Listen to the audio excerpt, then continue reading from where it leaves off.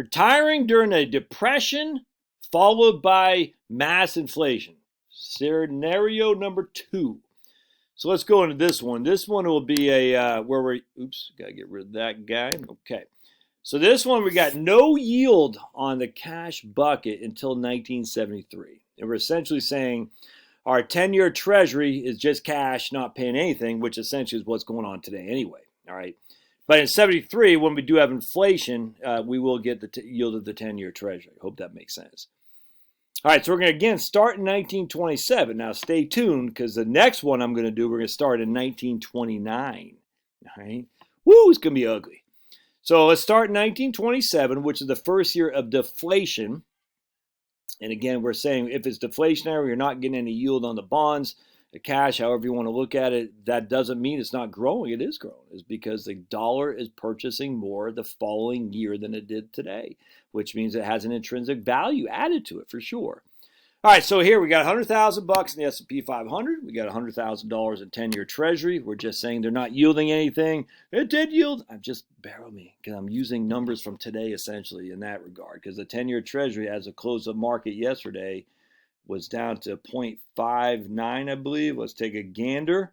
0.596. 59 basis points on the 10-year. Crazy. 30-year Treasury is 1.19. What's 30-year Treasury? That's 10. Yeah, 1.17. That's crazy. That's not inflationary numbers there, my friends. 1.17. That's not inflationary. In fact, it dropped like a brick yesterday. Why? Anyway. All right, so that's not inflationary, not by any stretch of the imagination. By the way, let me just show you. Here is the volatility of the Treasury bond. Let me make myself bigger. You'll see if you think the Treasuries, so that's volatility. Look at that. 2.157 all the way down to less than 1% in the course of 3 months' time. That's some serious volatility there, my friends. The idea that treasuries are safe from volatility is silly. Don't let anyone fool you that they are. That's crazy.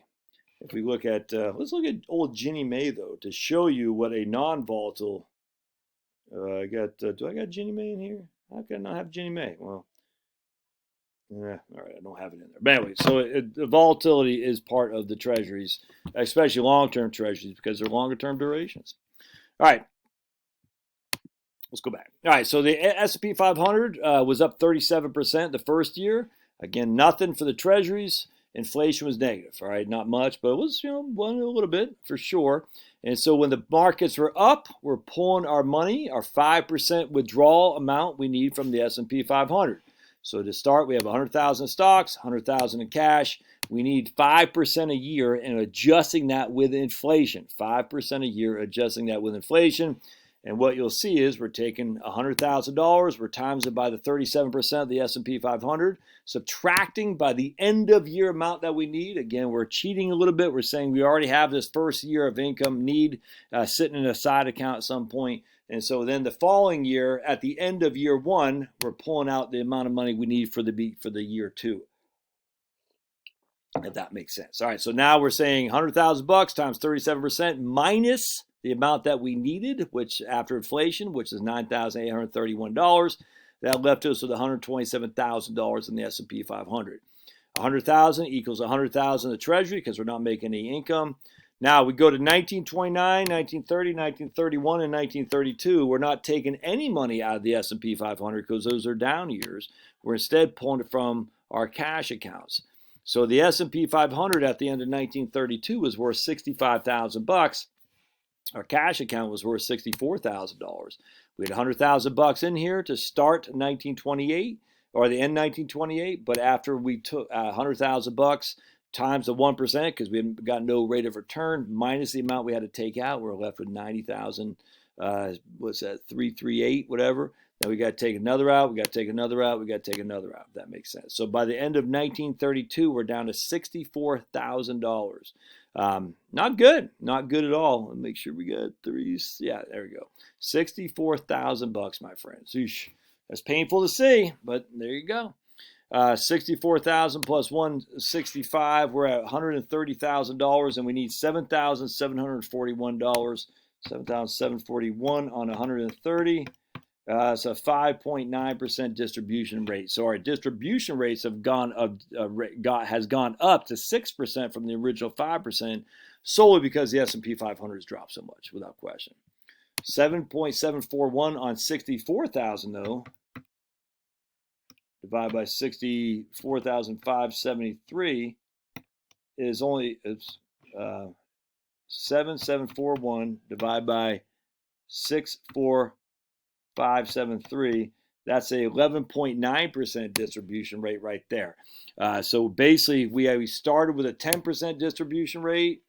Now it's because 10% on $100,000 or 10% on or 10,000 on $200,000, but just from cash alone, our distribution rate has gone up by 20%. It was 10% on the cash. Now it's 11.9% on the cash. I hope that makes sense. I'm just literally just saying how much, if we start with $10,000 and we need it from the cash account, it's a 10% distribution rate.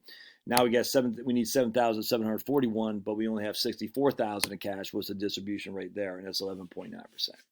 All right, so we fast forward until the end of 1939. We're back up in the six figures because the markets from 1933 till 1939 actually did pretty well. We got hit a couple times, but not, 32% in 1937, pretty bad. But other than that, we're sitting pretty good.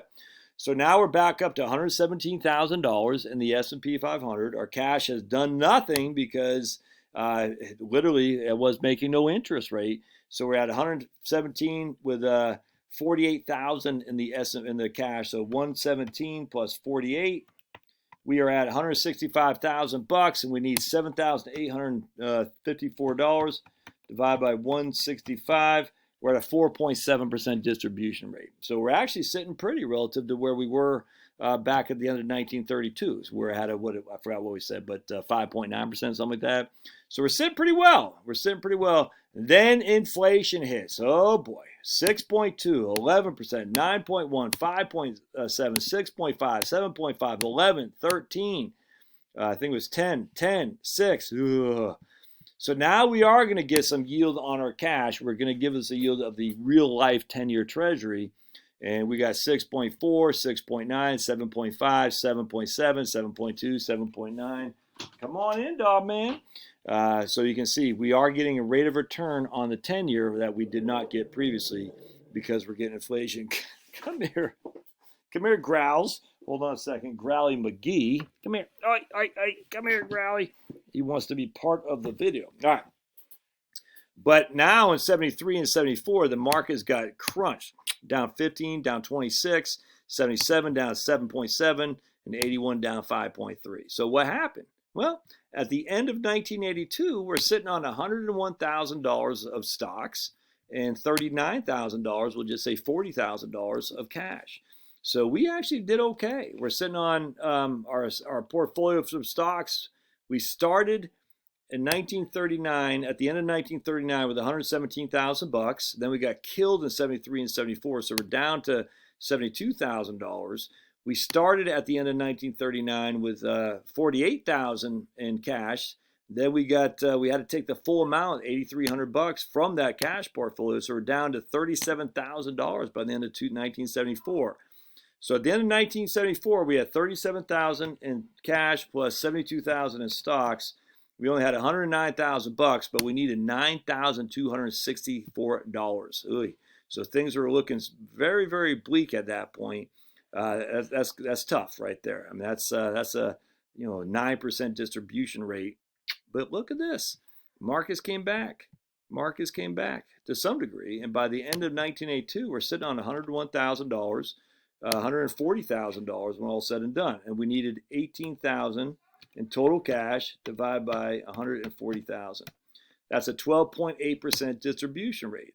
You're not going to last that for 30 years, but we don't need 30 years. We've already been around since 1927, 31. So we've already been around for 22 years.